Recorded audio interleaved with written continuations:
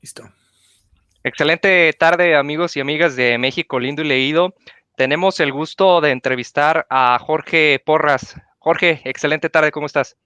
Hola Eduardo, muy bien, gracias a Dios. Aquí tranquilos, con poquito frío por acá en Chihuahua, pero bastante bien, encerrados como todo el país. Sí, de hecho, acá pues está apenas iniciando la época de frío por Jalisco, pero pues sí sabemos las ventajas que tenemos del tema del invierno, ¿no? Es un poquito más tardado por estos lares. Y pues me gustaría hacer una breve introducción sobre ti. Jorge Porras Gamboa, naciste el 18 de septiembre de 1986. Corrígeme Sí, si no es así. claro. Naciste en Chihuahua, Es correcto. pero, pero de pequeño te fuiste a Agua Prieta, Sonora. ¿No sé si? Sí, tienes mi biografía mejor que mi mamá, yo creo. Así es. Jorge, Jorge es director de El Gran Salto, un documental basado en la vida de Luis Rivera y sus hermanos que han participado en diferentes competencias internacionales de salto de altura o salto de longitud. Y me gustaría que nos contaras precisamente sobre esta gran historia que de hecho tardaste aproximadamente 6 años para culminarla. Sí. Sí, Eduardo, mira, pues fue mi primer película largometraje, este documental. Aproximadamente 6 años duramos en terminar. Por ahí en 2013 que empecé yo a querer hacer una película y todo empezó porque yo quería hacer un largometraje y no me importaba si era documental o ficción. Quería hacer un largometraje, estaba buscando guiones, empezaba a escribir en aquel entonces y fui a visitar a Luis, que es amigo de la infancia. Él vivía en Monterrey en aquel tiempo y me platicó todo lo que estaba haciendo, que acababa de ganar el Premio Nacional del Deporte, había sido campeón mundial universitario, tercer lugar en el Mundial de Atletismo, cosas que eran realmente sobresalientes, ¿no? En cualquier ámbito. Y lo Fuera que de lo más me común. sorprendió, sí, fuera de lo común, dije, pues oye, mi amigo que le perdí la pista un tiempo, que solo lo veía de repente en la tele, porque sí, sí, ya pasaban sus competencias, está haciendo algo Ya era realmente padre, famoso. ¿no? Ya era famoso, Ujú, pero lo que más me llamó la atención fue que estaba terminando su doctorado, que estaba estudiando un ujú. doctorado. Y cuando me dijo eso, ahí en Monterrey me puse a investigar un poco y vi que no había ningún mexicano en la historia que hubiera llegado a Juegos Olímpicos con estudios de doctorado. Y es lo que pretendía hacer Luis. Estaba terminando los estudios en 2013, ya había ido a Juegos en 2012 a Londres, pero quería ir a Río 2016, cuando ya se suponía que terminaría el doctorado. Y ahí fue donde conectó en mí las ganas de hacer una historia, de contar esta historia. Dije, esta historia está padrísima, está para contarse, alguien la tiene que contar y pues yo tengo todo el acceso, aquí estoy con él, pues vamos a hacerlo. Y así le pedí permiso de empezar a grabarlo y una vez al mes iba con mi cámara a documentarlo sin mayor pretensión. Yo nada más iba a grabar lo que estaba haciendo. Si se estaba preparando para ir a Qatar, si tenía unas entrevistas en medios, si lo habían invitado a la inauguración de algún estadio. Ahí estuve yendo por un buen tiempo y poco a poco me di cuenta de que sí tenía el potencial de hacer una película, un documental, largometraje, y ensamblamos un demo, ensamblé la historia, ensamblamos una pequeña muestra ahí de 10 minutos con todo el material que yo tenía. Y como yo tengo un antecedente de marketing, porque tuve una agencia de publicidad y tengo ahora una agencia de contenidos, pensé en la idea de buscar el apoyo de una marca, de buscar un patrocinador para la película. Un patrocinador. Sí. Sí, y empecé a tocar puertas con el demo, me acerqué a todos los patrocinadores que tenía Luis en ese momento y después de un tiempo, afortunadamente, se me abrieron las puertas en una empresa. Cementos Fortaleza fue la empresa que creyó en el proyecto, creyó en mí, vio mucho potencial en esta película y nos empezó a ayudar con el financiamiento de los viajes principalmente. Y así fue como logré terminar la película, con ese apoyo de la empresa, con mi inversión personal Y después de los Juegos Olímpicos también conseguimos el apoyo de Eficine, que es un estímulo fiscal a la cinematografía y que es muy cotizado. Aplicamos 3 años consecutivos y en el tercer año lo obtuvimos y con ese recurso logramos hacer toda la postproducción, terminar las grabaciones porque me faltaba una grabación todavía y toda la postproducción de la película. Y afortunadamente estrenamos ya el año pasado en el Festival de Cine de Monterrey y hemos tenido un año de festivales muy buenos. Gracias a Dios. Ahora sí que la tercera fue la vencida, ¿no? Sí, la tercera fue la vencida. Para bien. Para bien, y esa convocatoria está brutal. Bueno, está muy compleja, Cientos de muchos proyectos, papeles, ¿no? muchos proyectos. Lamentablemente ya es de los pocos apoyos que quedan para el cine en la actualidad.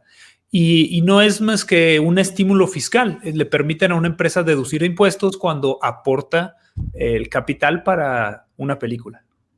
Sí, como en este caso, pues tú tocaste muchas puertas hasta que se abrió una y qué bueno que te ayudaron para culminar este proyecto. Pero vamos a regresarnos así un poquito para atrás a tu infancia A en ver, Piedras Negras, en Agua Prieta. donde, perdón, Agua Prieta, perdón, Me parece. tú entrenabas atletismo Sí, yo con entrenaba los hermanos atletismo Rivera.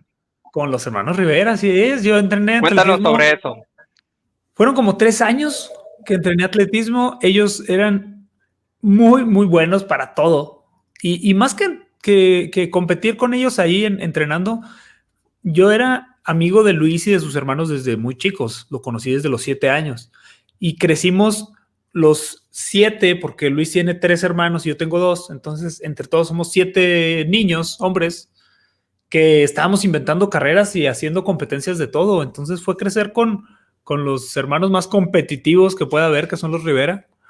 Y primero jugamos fútbol en los mismos equipos, en Agua Prieta, íbamos a la escuela, mis hermanos iban a la escuela con sus hermanos.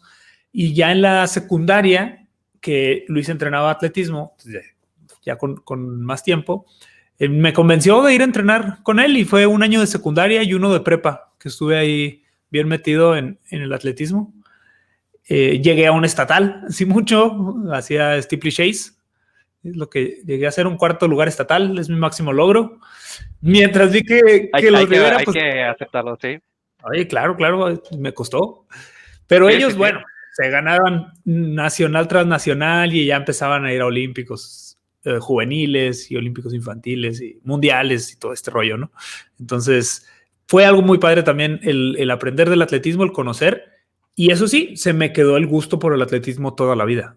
Y desde entonces lo he seguido, he visto competencias y tuve la fortuna ahora de haciendo esta película, ir a unos Juegos Olímpicos a grabar, a los Juegos de Río, y pues también era un sueño, ¿no? Un sueño de estar ahí en las pistas de atletismo, de ver correr a Usain Bolt y cosas pues, padrísimas Wow. que se dieron gracias a estar haciendo esta película, ¿no? A estar ya en mi rubro, que fue el cine. Yo estudié comunicación y terminé haciendo cine, entonces fue una, ya como cerrar un ciclo muy padre para mí el hacer esta película, desde acordarme cuando empecé a hacer atletismo hasta tener la posibilidad de grabar en unos Juegos Olímpicos para mi película, que era también pues, mi película, pero con mis mejores amigos grabando, el director de fotografía era de mis mejores amigos, Luis también de mis mejores amigos. Y wow, fue una aventura muy padre porque finalmente me di cuenta que estaba cumpliendo un sueño, cerrando un ciclo y trabajando y viajando con mis mejores amigos. Entonces no hay de qué quejarse, la verdad que fue una bendición muy, muy padre el haber terminado esta película. De hecho, estuviste trabajando casi, casi como en familia, ¿no? Sí, ándale, como en familia. Hubo muchos viajes que hicimos nada más el director de foto y yo. Y él dirigía pues, la foto y yo era director, productor y hacía audio, yo hacía sonido, sobre todo al principio. Y en Río de Janeiro pues, también, aunque allá tuvimos otro crew local, gente de allá de Brasil. Pero muchos viajes los hacíamos nada más nosotros dos y nos encontramos a Luis. Tuve la fortuna de conocer a muchos atletas en el camino. Conocí a José Carlos Herrera, a Alberto Álvarez y a Samín Sauceda, que ahora pues, muchos de ellos también los considero amigos. Y pues fue ahí todo un viaje. De hecho, también estuvieron en Toronto, ¿verdad? En los Juegos Sí, Panamericanos. así es, Estuvieron estuvimos en grabando. Toronto. Previo, previo a Río, ¿no? Previo a Río, fue una de las mejores grabaciones esa de Toronto en 2015. ¿Nos Porque puedes sí nos platicar aventamos. poquito sobre eso? No para spoilear, no Claro, para no, spoilear. a mí me encanta platicar de eso porque Toronto, bueno, y Río y todos los viajes los disfruté mucho. Tuvimos la fortuna de grabar en 5 países y de los que más me gustó y pude disfrutar fue el de Toronto. Fuimos casi 2 semanas de producción porque no sabíamos todavía cómo terminaría la película. Y teníamos, aparte de Luis, teníamos muchos otros protagonistas o gente que estábamos siguiendo para ver sus resultados. Íbamos siguiendo a Román Garibay, a Jessamine Sauceda, por supuesto a Edgar Rivera, el hermano de Luis.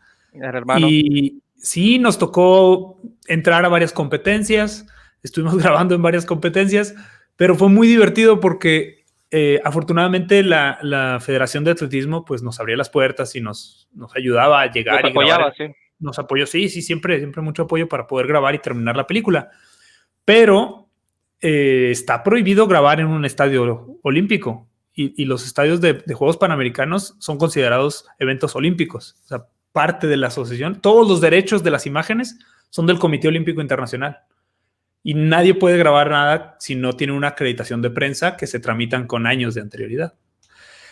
Entonces, yo sabiendo esto, solicitamos acreditaciones y era imposible. Nosotros conseguimos el apoyo, así lo aseguramos para poder ir a Toronto 2 semanas antes de los Juegos.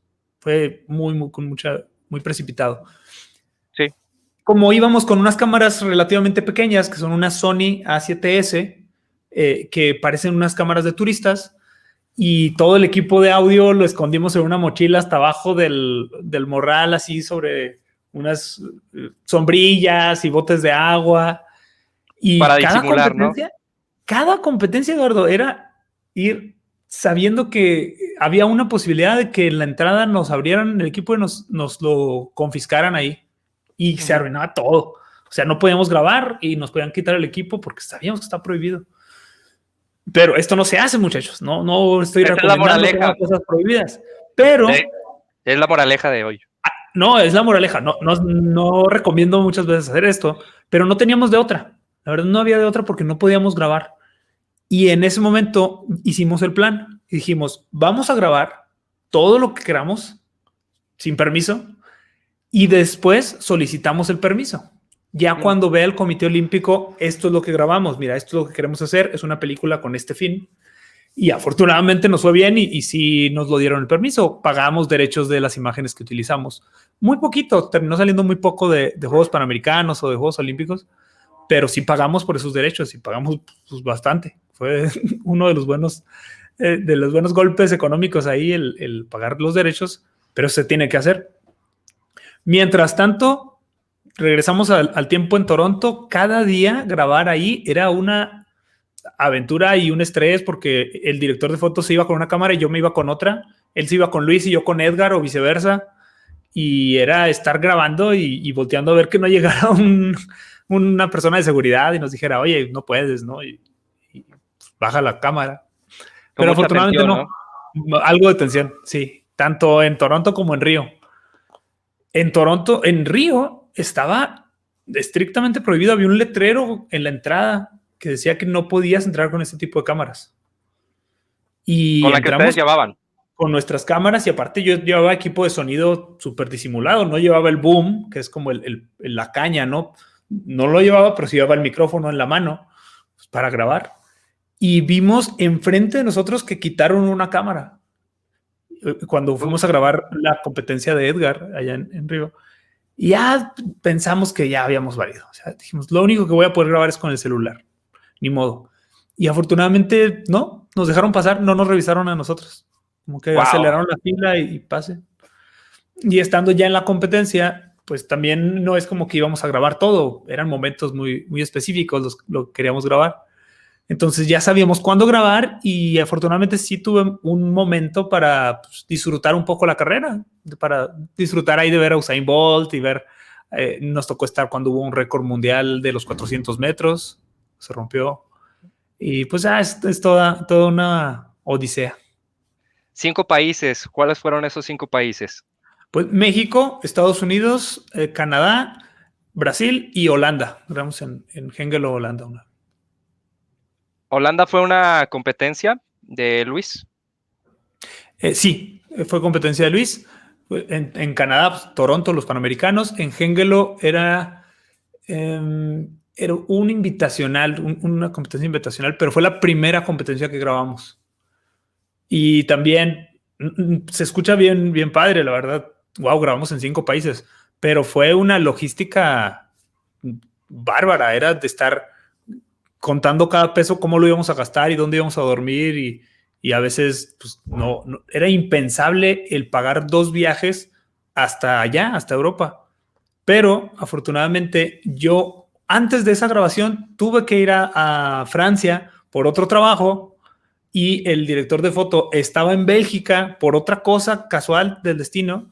Y bueno, no he vuelto a Europa desde entonces. No es como que me la pase allá. Pero estábamos los dos en un lugar tan cerca, ahí a Holanda, que logramos ahí el apoyo del patrocinador para viajarnos nada más de donde estábamos los dos a Holanda y de regreso a México. Y se acabó, pero fue una casualidad que pudimos estar allá. También con mucha logística, te digo, hacer una película es mucha logística de producción. Y una de las cosas más complicadas que tuvimos en este proyecto fue el cuadrar nuestras agendas con las del atleta, porque a Luis le cambiaban las competencias cada semana y aparte le cancelaban a veces una y luego se lesionaba o luego la escuela no le permitía faltar a un evento o algo que tenía que ser del doctorado y terminamos comprando viajes la misma semana o a días antes de hacer el viaje. Pero sí fue algo de lo más complicado. Esos son parte de los contratiempos que ustedes enfrentaron y los obstáculos que tuvieron que sortear para llevar a cabo este proyecto, ¿no? Así es. Y en lo que respecta precisamente a por qué decidiste a contar esta historia. Sabemos el antecedente de la amistad con Luis, porque es de las primeras, de los primeros largometrajes, perdón, que realizas. ¿Por qué una historia basada en el deporte? Hijo, ¿sabes qué? Eso es algo en lo que creo tan firmemente. Creo que ahora estoy más convencido todavía de cuando empecé. Yo creo mucho en el deporte y en que el deporte puede ser el que solucione, la solución a muchos problemas de la sociedad. Y te lo digo sinceramente, falta tanto el apoyo al deporte que si se dieran cuenta que fomentando que los niños crezcan queriendo hacer deporte, simplemente queriendo, no digo que lleguen a Juegos Olímpicos, pero que el que quieran hacer, el practicar deporte, la inseguridad, problemas de salud, problemas de la autoestima personal, problemas de depresiones, muchos problemas que ahorita están afectando tan duro a nuestra sociedad y más con esta pandemia, se mitigarían muchísimo. Porque es realmente ese escape para que un niño pueda concentrarse en algo, para ocupar su tiempo y energía en algo productivo desde ese principio. Pero ya cuando les proyectas disciplina, constancia, trabajar enfocados en una meta, que son valores del deporte, si les transmites eso y se lo quedan toda la vida, van a ser personas de bien. Y sí quiero hacer un mayor esfuerzo por fomentar el deporte a través del cine y de distintos contenidos. Que ahora no tenemos apoyos para el cine, no tenemos apoyos para el deporte. Una ventana que yo veo es involucrar a la iniciativa privada para hacer mejores películas deportivas. Lo que yo quiero hacer son películas con valores familiares inspirados en el deporte. No necesariamente películas deportivas, pero sí con valores y familiares también, porque creo mucho en la familia y en esta base y este principio de partida, ¿no? Para ser personas de bien en la sociedad. Y por eso quiero hacer más películas de deporte, porque son un deportista, es inspiración, mucha inspiración. La gente está acostumbrada a ver deportes para entretenerse, pero no conoce las historias detrás de esos deportes. No conoce la historia de cada lo que viene deporte. en la familia. Y sí. Cada persona, Eduardo, parece como dices, bueno, sí, un deportista ya sé lo que batalla. No, créeme, cada deportista tiene una historia única, una historia diversa.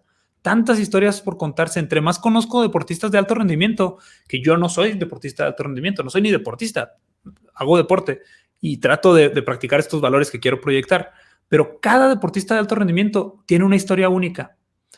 Y creo que los deportistas son lo más cercano que pueden tener los niños a un referente de un héroe real. Porque simplemente vemos que un atleta busca ser el más rápido, el más fuerte, el que salta más lejos, el que lanza más lejos. Y es algo superhumano. Es algo que no hace nadie que esté por encima de la media, ¿no? Lo hacen los mejores. Y es ese referente de ponerle a los niños y a los jóvenes de ver que no tienen que aspirar ellos a ser un superhéroe falso, pero si quieren, si ven un referente real, un atleta, que no dudo que los atletas tienen sus problemas y sus vicios y hay muchas cosas también negativas, pero los principios del atleta, del deportista, son valores que si se le inculcan a un niño, él cuando sea grande los va a replicar y va a inspirar a otras generaciones, esté o no en el deporte. Y es esa eco que puede ocasionar el hacer una película de deporte, el que me motiva a hacer más y el querer que todo el mundo vea estas historias. No quiero que vean la historia mira, el Real Madrid, campeón. ¿Por qué es campeón? Porque nadie le gana. No, espérate. Cada atleta, José Mourinho, ¿qué es lo que vivió el entrenador para llegar ahí? Cristiano Ronaldo tiene miles de historias y le han hecho 4 documentales y creo que no le hacen justicia todavía, porque son historias que solo ellos conocen y se pueden contar de muchas maneras, tanto un documental, una película de ficción. Ahora estamos trabajando en una serie animada también con historias reales, pero haciendo una animación. ¿De atletas también? Sí, justamente estamos haciendo una serie animada de atletismo. Y tengo otro proyecto que es de boxeo, pero es una película de ficción. Y es una película, es un drama muy distinto, pero con valores del deporte y proyectando estos valores familiares del deporte. Y creo que es como mi misión de vida o mi meta de vida, el crear esta industria, que haya realmente, más que una película de deporte que se hizo en México, ¿no? Que en América Latina haya contenidos de deporte de calidad, como los hay en Estados Unidos. Tú sabes que hacen muchos documentales desde la serie esta de Michael Jordan, The Last Dance. LeBron James está haciendo mucho. En México y en América Latina no estamos haciendo prácticamente nada de cine deportivo. Yo recuerdo un documental basado a la selección mexicana que conquistó la medalla de oro en Londres 2012. Es lo que recuerdo precisamente relacionado a este tipo de documentales basados en el deporte, Sí. porque como tú mencionas, siempre hay una historia detrás de un éxito, detrás de lo que hace un atleta, y eso no solamente se refleja en la sociedad, porque se puede generar un impacto positivo también en las próximas generaciones. Exactamente. Y fíjate, qué curioso que mencionas esa película, porque yo la fui a ver al cine cuando salió Ilusión Nacional de Olayo Rubio, se llama esa película, ese documental. Son dos, es Ilusión Nacional y creo que se llama Oro, que es el de Londres 2012, son las dos. Es cierto, ese es otro, ¿verdad? El de Oro sí es documental, sí, ¿verdad? Sí, También. sí es documental. Porque luego hicieron la película de Campeones, ¿no? Que es también como una Sí, ficción de... Oro, campeones, sí, pero esa es otra. Pues yo viendo esa de Olayo Rubio, me acuerdo que salí bien motivado a querer hacer una película. Yo decía en aquel momento, mejor todavía, digo, porque se me hace tan valioso todas las historias de fútbol y es un deporte que muchos aman y representa a muchas personas, pero la manera en la que se presenta a veces el fútbol es muy para los aficionados, muy para decir, mira qué padre la selección mexicana que te hizo sentir mexicano y te hizo sentir campeón. Ok, hay que buscar la manera de contar la historia ya realmente de cada persona, de cada individuo, de otras cosas más allá del sí se puede y lo logramos, ¿no? Pero a mí me motivó mucho el ver esa película porque casi no hay en México y tan no hay que hace que 6 años, 7 de que salió. De hecho, también ahorita que mencionamos precisamente el tema de las películas y el deporte, hay una película que se llama El Juego Perfecto, basado en la historia del equipo de Monterrey, de las Ah, pequeñas sí, ligas de Williams Sports. sí. No sé si te ha tocado ver esa película. No la he visto, la quiero ver, la tengo en la mira. Sí, sí, es de las pocas también. ¿Y tú ya la Sí, viste? de hecho sí, muy buena. Es Sí, está. recomendable. De hecho, también está el libro, en donde vienen obviamente todos los personajes reales, de esta historia. Uno de ellos es Pepe Mais, que es si mal no recuerdo, es el presidente del equipo de Monterrey, que ahorita está Ujú. jugando en la Liga del Pacífico y en la Liga Mexicana de Béisbol. Son de ese tipo de historias en donde no se tiene nada que perder en intentar hacer precisamente algo grande. Y en este caso, en 1957, que fue donde acontece esta historia, genera un gran impacto en la ciudad de Monterrey. Tanto es así que 60 años después casi, Hollywood lleva al cine otra vez esta historia. La misma historia. Y mira cómo marca una sociedad, ¿no? Como tantos Así es. años y la gente en Monterrey te aseguro que conoce la historia, todos han de conocer la historia y lo han de difundir. Qué Sí, padre, yo quiero verla. son dos películas. Son dos películas. La Ok, primera es donde salen los beisbolistas la del originales. juego perfecto. Ah, ok, No recuerdo si es Pequeños Gigantes, no recuerdo bien el nombre. Y la otra es la del Juego Perfecto, que es la más reciente. ok. Y basándonos precisamente a ese tipo de historias, El Gran Salto precisamente nos presenta un salto, no solamente llamándolo en tema deportivo, sino un salto personal, un salto trascendente, porque no solo Luis hizo algo histórico, sino también, en tu caso, tú hiciste algo personal, llevar a la práctica lo que tú querías hacer. Pues sí, me siento muy afortunado porque sí, cumplimos esa meta que era un sueño y luego lo convertimos en meta y es algo muy bonito el decir, oye, hice esta película, ojalá que todo el mundo pueda ver, ojalá que cuando llegue a cines vayan a verla, vamos a estar en cines por ahí de junio y sí es como cerrar un ciclo de hacer una película y hay muchas similitudes yo creo con el deporte, por el principio de que nadie te apoya en el cine o en el deporte es lo mismo. Nadie te va a apoyar hasta que des resultados. Y para hacer una primera película era muy difícil. Afortunadamente sí creyeron en mí una empresa y gente que estuvo cerca, pero fue muy, muy difícil. Y ya una vez que tienes una película, ya empiezan a llegar apoyos, ya hay posibilidades de hacer una segunda. Igual para el atleta, no te van a apoyar hasta que das una marca nacional, hasta que representas a México en el extranjero, pero para llegar a hacer eso es mucho trabajo por tu cuenta. Y la diferencia sí entre un deportista y mi caso, y lo veo mucho con Luis terminó su carrera después de lo que vemos en la película. Y yo afortunadamente pues no me tengo que retirar porque uno puede hacer cine hasta cuando sea viejito. Entonces siento yo que yo estoy empezando apenas a hacer cine, empiezo a desarrollar otros proyectos y esperemos que sea una buena vida. Pero el atleta es algo también muy, muy fuerte que un deportista que se entrega toda su vida al deporte y a los 30 años, muchas veces por poner un promedio, ya, tiene que entregar su máximo porque el cuerpo ya no te da más.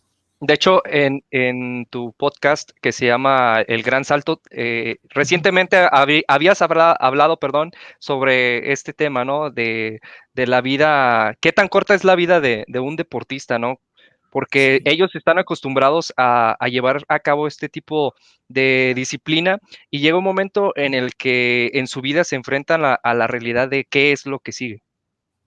sí, está muy duro. Y hay muchos atletas que no saben manejar muy bien esa pues depresión que les da, ¿no? Platicábamos con Ismael Hernández, que él es medallista olímpico de Río, y todos coinciden en que hay un cierto bajón, hay una depresión, y no es fácil salir de eso para un atleta que aunque logra sus objetivos, aunque gana una medalla, el asimilar que ya no puede seguir haciendo lo que ha hecho toda su vida ya tiene que dejar de hacer deporte. es complicado. Y también eso buscamos mucho ahora con este podcast, el transmitir ese mensaje a los deportistas y a los atletas que se preparen financieramente, que planeen su futuro, que vean las opciones para que no vaya a ser un peso adicional al retiro, el que no tengas con qué salir adelante en la vida o mantener a tu familia o no tengas una preparación académica, que sí es también otro aspecto muy interesante. Detrás de cámara hubo grabaciones que no salieron a la luz. Hubo algo chusco, algo curioso que haya quedado fuera de la película, alguna historia que venga a tu memoria. Tantas, Eduardo, que eran muchas cosas. Mira, teníamos más de 400 horas de material. De 400 horas quedó 1 hora. Entonces, imagínate todas las cosas que quedaron fuera. Una anécdota que a mí me da risa por lo que resultó, y es que nuestro objetivo principal era grabar a Luis en el momento que clasificara a Juegos Olímpicos. Y tuvimos la exclusiva en cámara de 3 personas en el momento en que clasifican a Juegos Olímpicos. Y cuando tuvimos esas grabaciones, Luis no estaba. No estaba ahí ni para ver, no, fue por otras cosas. Y la que más me siento presente, que tenemos el material y después lo vamos a lanzar ahí en la página del Gran Salto para que lo vean. En una competencia que fuimos a Los Ángeles, Luis fue y le hicieron regresarse al día siguiente para su doctorado. Y acompañamos, tenía creo que un examen de tesis o algo del doctorado. Entonces fuimos, grabamos la competencia, le fue bien y se regresó. Y al día siguiente compitió Alberto Álvarez en salto triple. En la competencia de Monzac ya no estaba Luis y ahí estaba Beto. Y pues estábamos nosotros y dijimos, vamos a grabar a Beto, totalmente a Beto. Y nos quedó una secuencia tan bonita del momento en el que Beto clasifica a Juegos Olímpicos. Nos quedó así, como yo lo hubiera imaginado que era lo que esperaba. El momento cumbre, ¿no? Lo que esperabas de Luis, precisamente. Grabamos el salto, porque fue una casualidad, porque aparte hay muchas cosas sucediendo. Tú sabes que en una competencia de atletismo está la jabalina, está la garrocha, está todo. Y casualmente, tanto mi camarógrafo como yo estábamos grabando a Beto. Entonces teníamos dos cámaras y grabamos el salto, grabamos la reacción del Beto, de su entrenador, del directivo, toda la emoción, llorando, Beto, el coach. Una escena preciosa. Y no pudo entrar a la película. No pudo entrar porque ya no era parte de la historia ese momento. Se salía. Sí, se salía.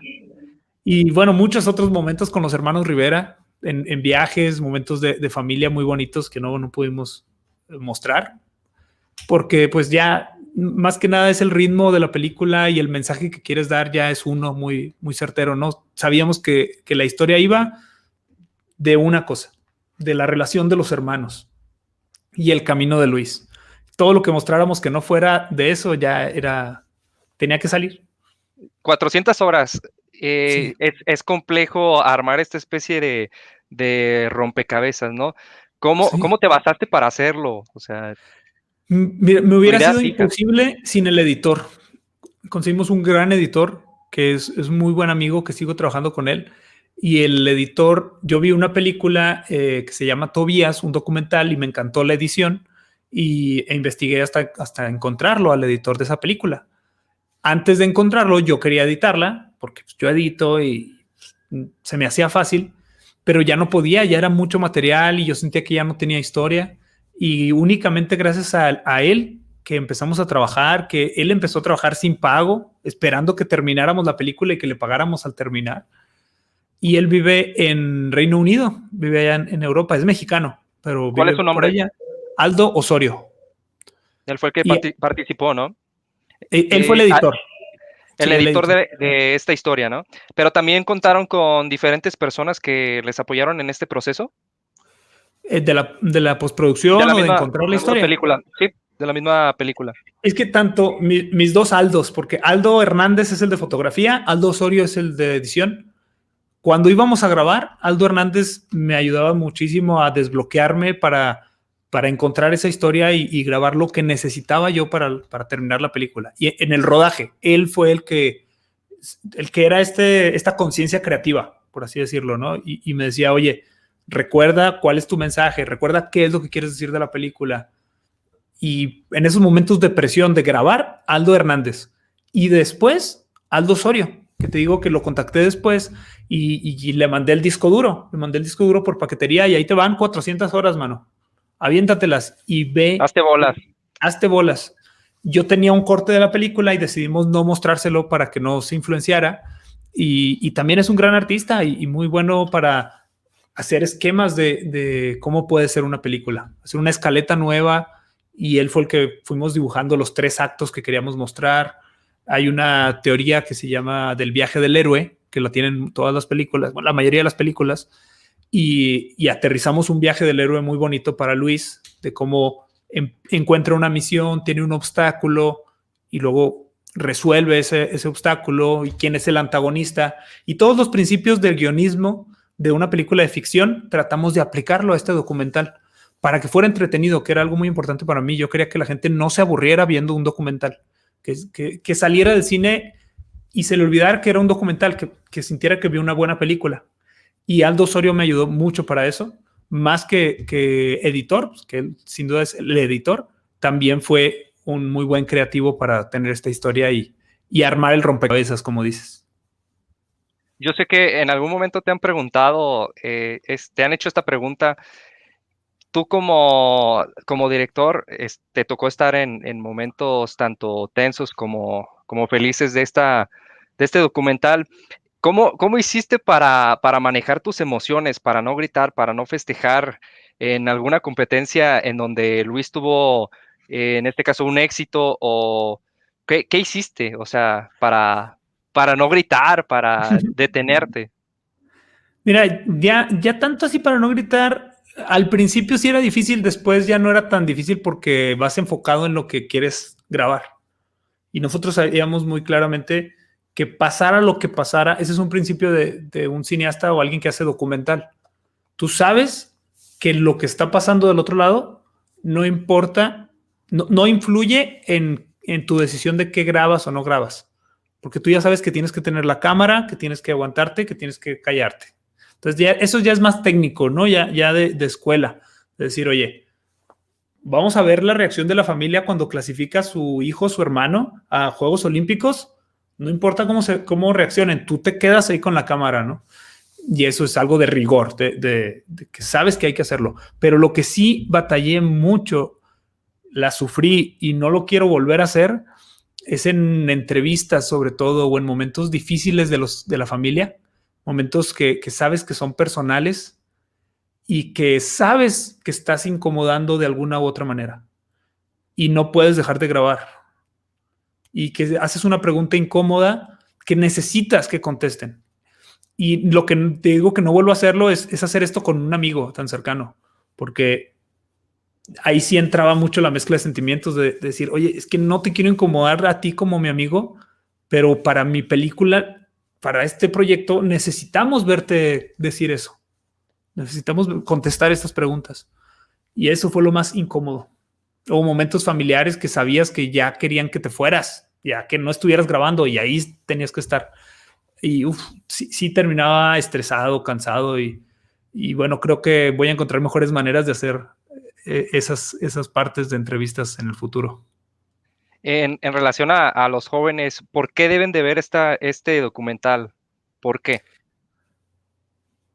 Principalmente porque es una historia de familia en donde se demuestra que la competitividad puede ser algo muy bueno y algo muy bonito, el tener un espíritu competitivo dentro de la familia.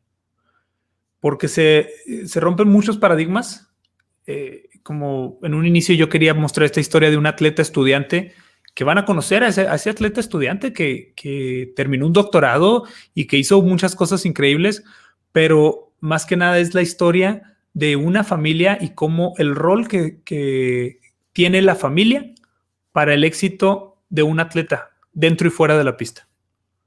Por ahí con eso, pues es lo que me gustaría que atrajera a las familias precisamente, a los deportistas, a los familiares de los deportistas que no entienden muchas veces las decisiones de sus hijos, que no saben cómo hablarles a los atletas después de una competencia mala. Yo siento que tienen que verla principalmente familiares y amigos de cualquier deportista. Y también si no eres deportista, sí, y si no, también en cualquier rubro, espero que te deje un buen mensaje, que te deje ahí alguna motivación para seguir haciendo lo que estás haciendo y encontrarle sentido muchas veces a esta obsesión de que tenemos todos los seres humanos de trabajar hasta lograr lo que queremos, de por qué tienes que seguir trabajando, por qué tienes que seguir haciendo lo que quieres hacer en tu vida. Ayer fue el Día Nacional de Libro en México. Me gustaría hacerte una pregunta. Claro.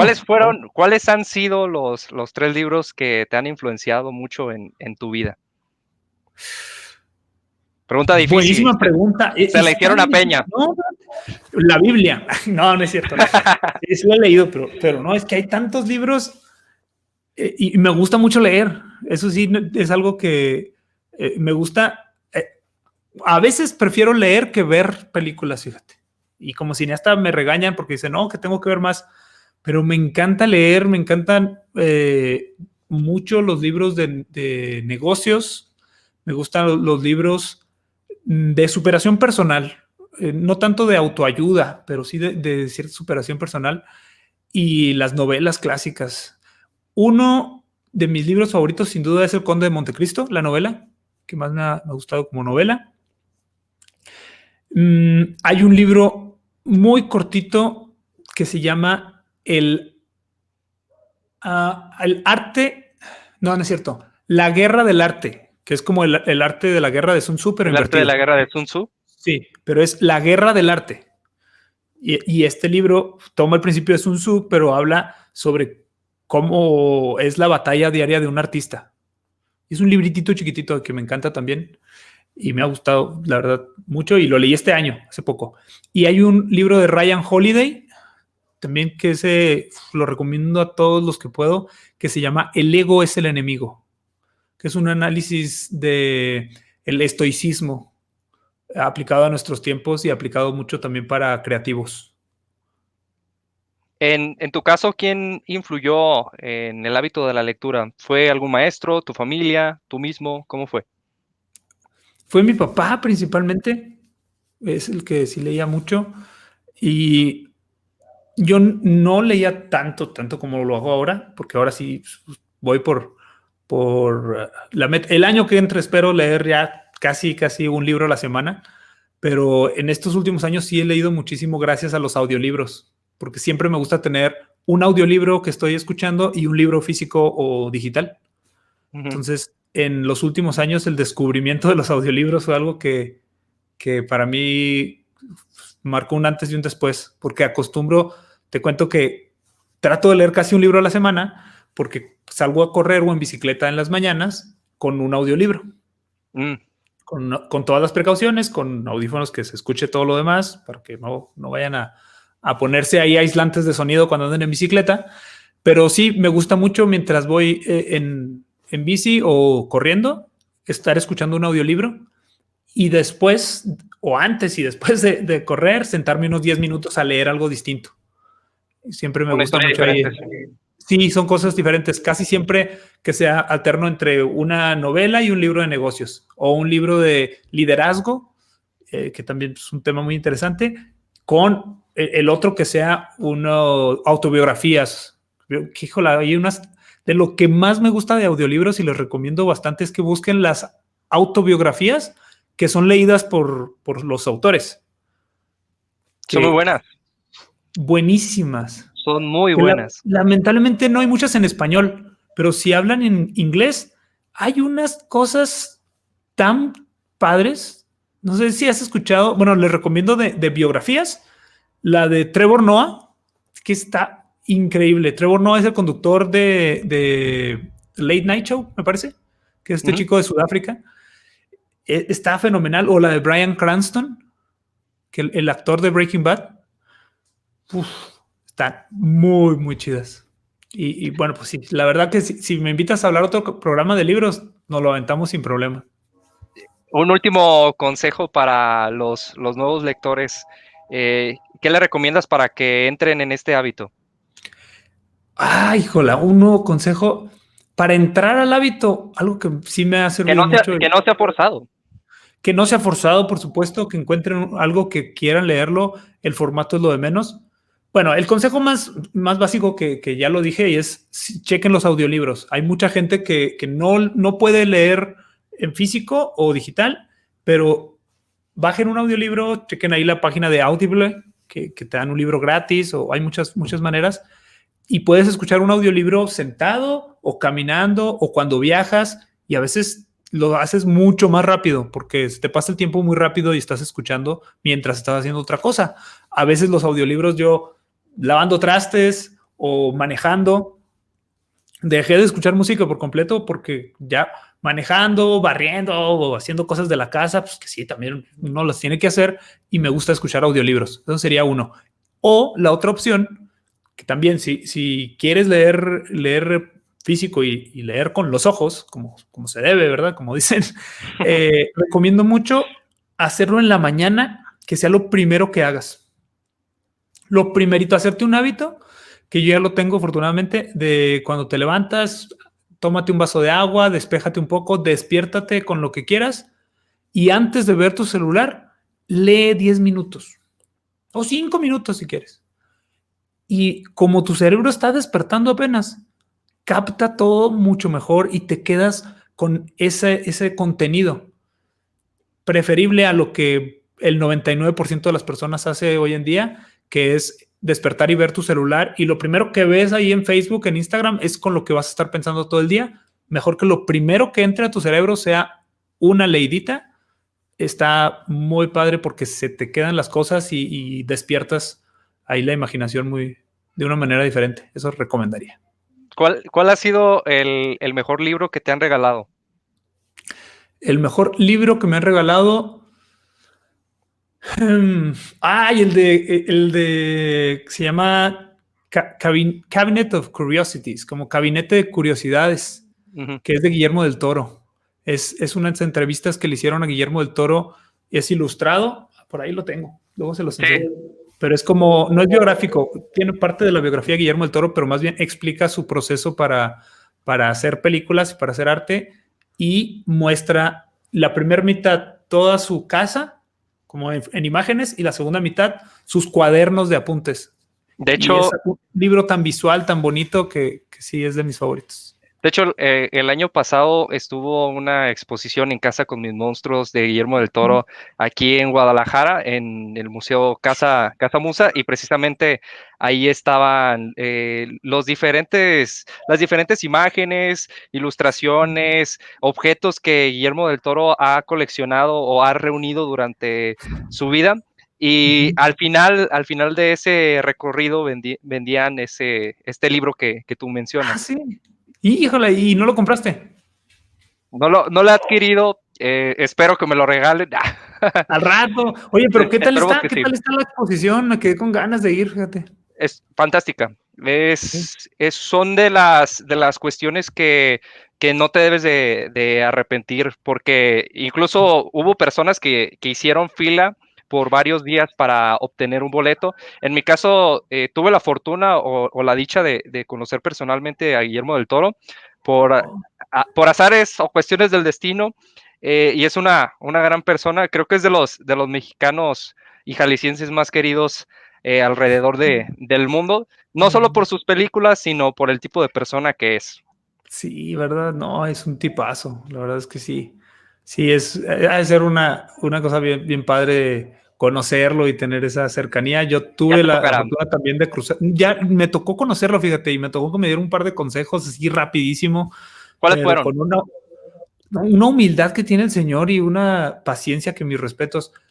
Yo era un director novato, todavía estaba empezando apenas el gran salto y me lo encontré en un festival de cine y le pregunté, bueno, me vi muy fan, la verdad, porque primero lo vi, yo lo quería ver, sabía que estaba por ahí en el festival y me lo topé y no supe qué decirle, solamente, señor, ¿me puedo tomar una foto con usted?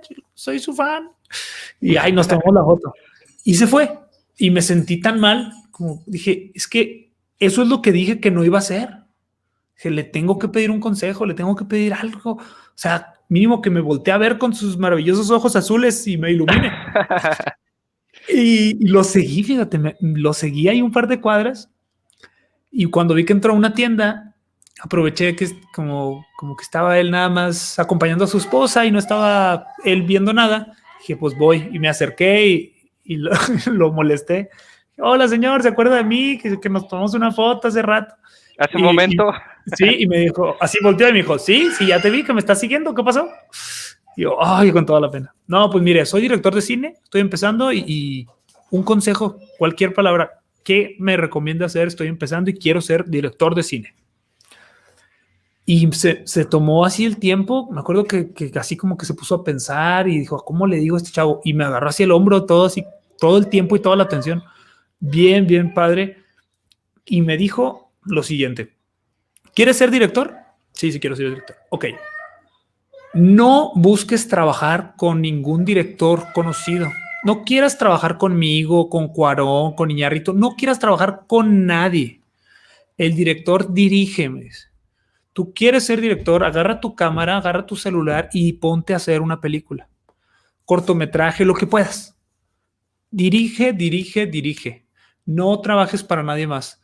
Ponte a hacer muchas cosas, prueba, experimenta y cuando encuentres algo que te guste, que te salga bien y a las demás personas te digan que está bien, vuélvelo a hacer, pero mejor. Vuelve a hacer lo mismo, el mismo género. Y si lo disfrutaste y te sale bien y a la gente le gusta, quédate en ese género. Quédate, te gustó, lo hiciste bien, ok. Vuelve a hacer más de eso para que te reconozcan dentro de ese género. Pero eso aplica para todos los que quieren hacer algo en el cine y en muchas otras cosas, porque a veces en el cine hay muchos niños y jóvenes que quieren ser directores y se van de jalacables y se van de asistentes de producción y asistentes de dirección. Hay gente que quiere ser asistente de dirección y eso está genial. Hay gente que quiere conocer del mundo del cine y hace de todo. Pero si quieres ser productor, produce. Si quieres ser director, dirige. Y pues le hice caso un poquito, ya estoy acá ya con la primera de varias películas. Así será. Ya verás que sí. ¿Nos puedes compartir, por favor, tus redes sociales y también el podcast que tienes? Claro que sí, mira, pues creo que de la película del Gran Salto hicimos el podcast El Gran Salto. No estoy muy seguro, pero me atrevería a decir que somos la primera película que hace eso, que la película tiene su propio podcast, porque es con el mismo nombre, desprendido de la película, para la comunidad de seguidores de la película, y es el podcast El Gran Salto. El podcast lo encuentran en Spotify, en Apple Podcast, y están todas las grabaciones de la primera temporada en Facebook. Acabamos de terminar la primera temporada. Vamos a arrancar una segunda en diciembre, esperemos. Pronto, todavía no tenemos fecha. Y hacemos un podcast con entrevistas a atletas de alto rendimiento. Entrevistas, también algunas pláticas entre amigos con Diego del Real, con Luis Rivera. Y la intención de ese podcast es crecer esta comunidad, darles contenido de valor y ayudar a atletas y a gente que está inspirada en los valores del deporte a que den lo mejor de sí mismos sin falsas motivaciones. Las cosas como son, sin pelos en la lengua, con los atletas que cuenten sus historias reales y los pros y contras de la vida en el deporte.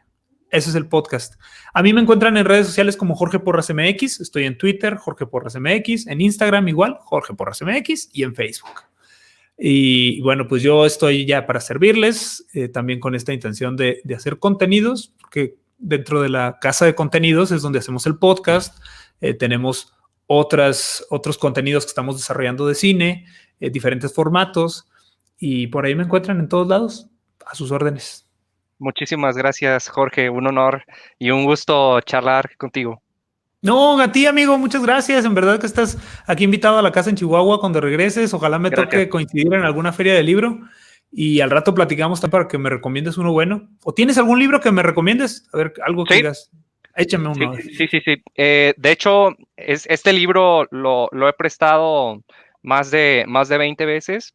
¿Sí? Se llama Ulises 2300. Es de Antonio Malpica. ¿Te gusta el ajedrez? Mucho. Sí. Precisamente es la historia de Salomón, el caballo loco Narváez, que es un catedrático que trabaja en la UNAM y en sus tiempos libres escribe una columna en un periódico precisamente sobre el ajedrez. En esas columnas regularmente siempre hay personas que mandan sus respuestas, y ahí es donde encuentra a Ulises. ¿Quién es Órale. Ulises? Ulises es un chamaco de casi entre los 12 y 13 años que está cursando la secundaria. Aquí es donde estas dos historias convergen, porque Ulises no está interesado en nada para jugar al ajedrez, Okay. pero el caballo loco Narváez tiene que hacer algo para convencerlo a que entre este tipo de competencias. De hecho, es de mis libros favoritos y altamente recomendado. Buenísimo. Ulises 2300. Sí, Sí, ¿verdad? búscalo, te Claro. va a encantar. Ah, ya Muchísimas está. gracias, amigo. Claro que sí, lo platicamos a la próxima. Gracias, Eduardo. Un abrazo. Pues Un aquí placer. estamos. A la Gracias. orden, cuídate mucho. Hasta luego. Igualmente.